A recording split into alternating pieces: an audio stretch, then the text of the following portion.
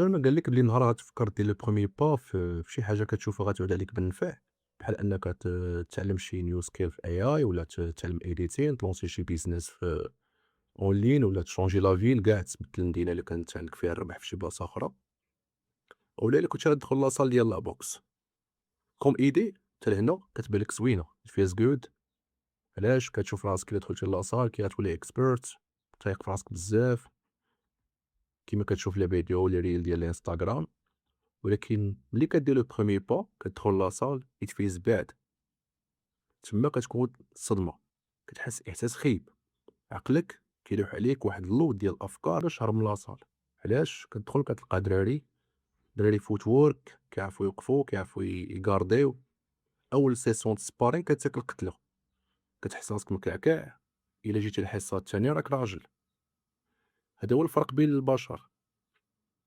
ميم شوز بدل لافيل، كتبدل لافيل كتمشي تقلب على اللوايي كتسكن، باقي البورتفوليو ديالك تما والو، حتى ما كيعرفك، حتى واحد ما كيعرفك، ما عرفتش لي كافي ما عرفت حتى شي حاجة. it feels bad.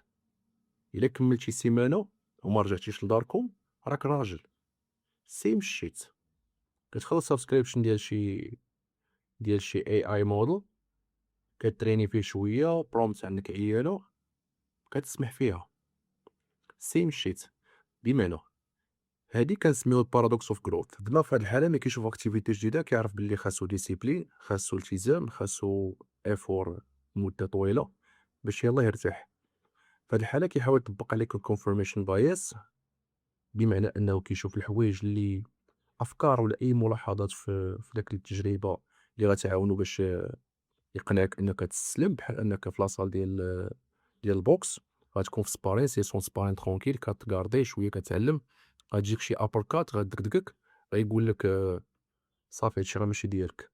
مثال خور تكون مثلا في غير AI كنتعلم مثلا AI مثلا كتحط شي برومبت ريزولتا كيطلع نول، الأول الثاني نول الثالث نول، كتقول هادشي ماشي ديالي واقيلا. هنا كيفاش شنو كيطرا في الدماغ؟